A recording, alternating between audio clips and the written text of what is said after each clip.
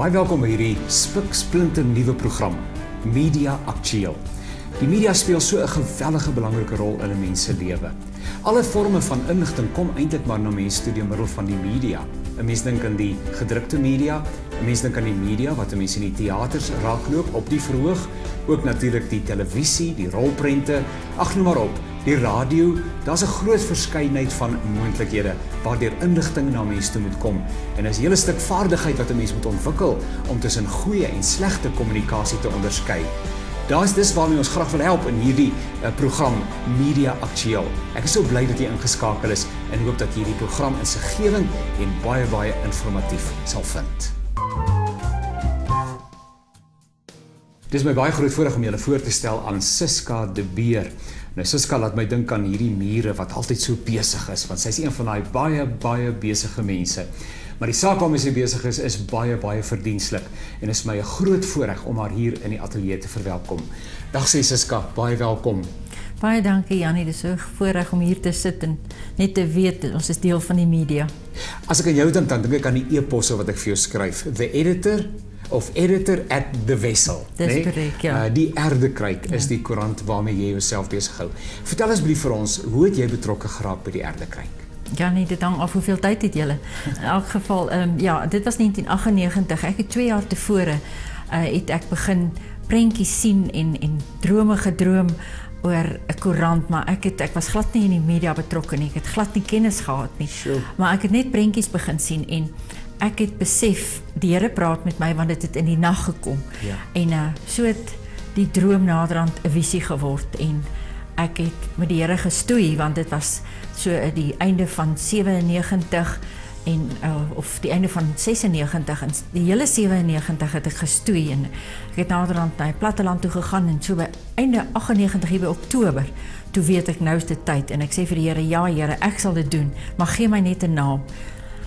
En ek het baie name gekry, maar ek het toe uiteindelik op my knieë neergeval en gesê, Here, as U dan regtig wil hê ek met geen ondervinding met 'n koerant doen, dan gee vir my die naam. En so die Here vir my 2 Korintiërs 4 vers 6 en 7 gegee.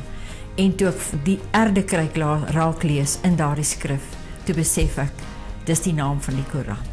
Nou so het ek die visie gekry daar in Potgietersrus en ek het begin, die eerste uitgawe is gedruk Oktober 98. So julle is daarom 'n goeie, wat praat ons nou van? 14 jaar. 14 jaar aan die gang. Nou, om 14 jaar daarom aan die gang te bly met 'n koerant, dit is 'n wonderlike prestasie.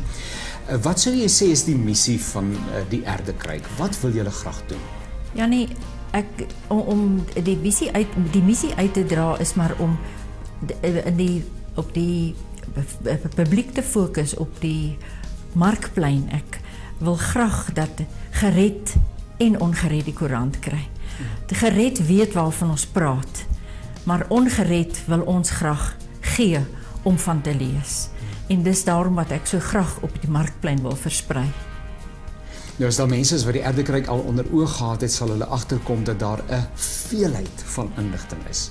Dis 'n besige koerant met 'n enorme klomp inligting en wetenswaardighede.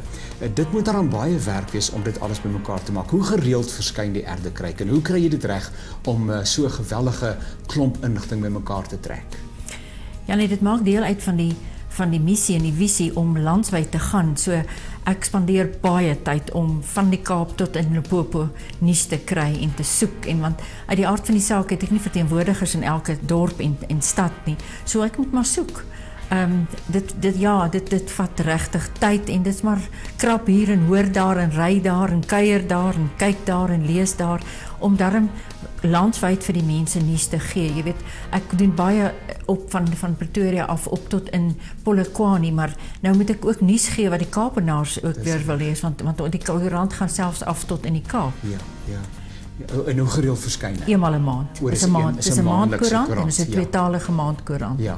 Is die koerantjie die Erdekryk vir 'n bepaalde kerklike groepering bedoel of het dit 'n groter gehoor? Nee, beslis het ons die groter gehoor wat ons nodig het en wat vir wie ons skryf, want ons is nie aan enige denominasie gekoppel nie. Jy weet, ek wil ook nie dogma daarin bring dat ons in sulke stryery betrokke kan raak nie, maar ons wil vir die publiek gee wat oor kerkgrense heen.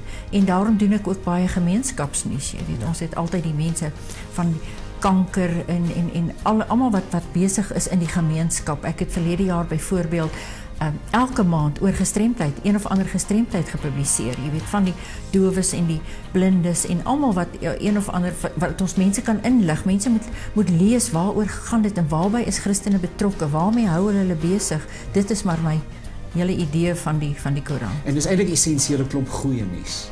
Ja, ek sal nie negatiewe nuus. As daar dalk negatiewe nuus kom, gee ons die oplossing of dit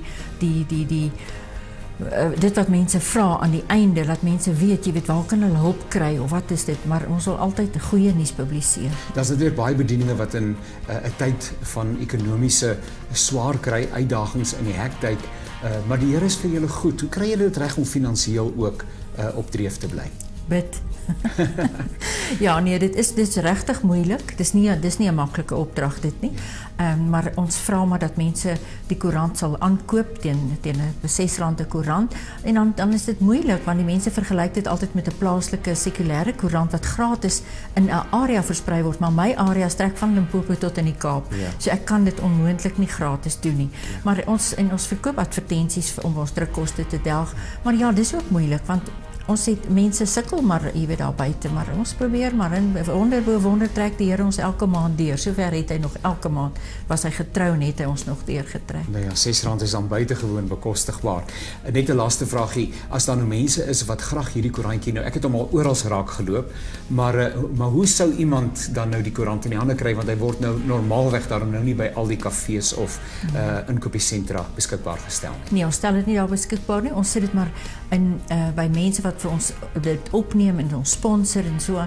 Ons wil graag dat waar mense in wagkamers en spreekkamers sit, dit kry, jy weet. Ja. So, maar die beste is om dit nou by ons te bekom, is om ons te skakel. Ja. Ons sal die nommer nou gee en die e-pos en skryf vir ons, dan kan ek sê of ons daar 'n verteenwoordiger het, want ek het in 'n etlike dorpe het ek verteenwoordigers, maar nie oral nie. Siska, baie seën en mag hierdie koerantjie van julle ook van krag tot krag gaan. Dankie Jannie, dankie vir die geleentheid.